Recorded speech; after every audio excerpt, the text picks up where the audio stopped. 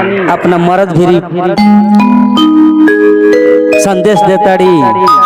कहताड़ी का कहताड़ी लिखतानी चिट्ठी अंतर देसी लिफाफा सैया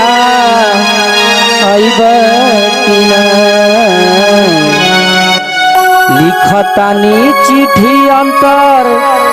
देसी लिफाफा सैया अइबा कि ना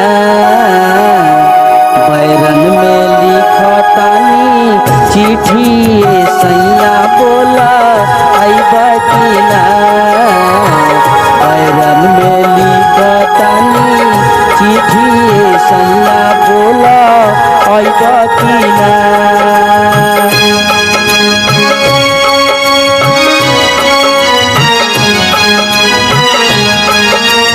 आवे के पड़ी कैसा हो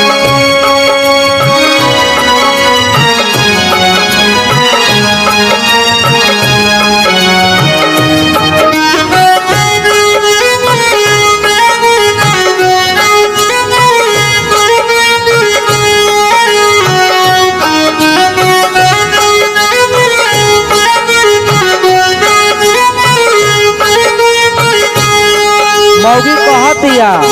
तार नौकरी में आग लागो तार पैसा में आग लागो हमरा के पैसा ना चाहिए लिखतिया कहतिया लिखतानी चिट्ठी अंतर देसी लिफाफा राजा अइबा कि ना लिखतानी चिट्ठी अंतर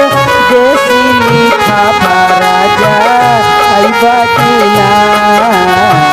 बैरन में लिखतानी चिट्ठी सैया बोला अइबा कि ना लिखतानी बैरन में चिट्ठी सैया बोला अइबा कि ना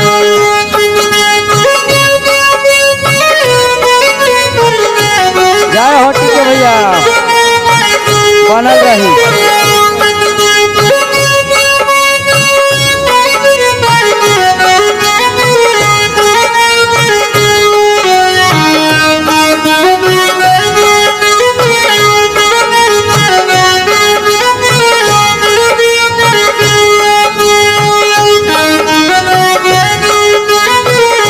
है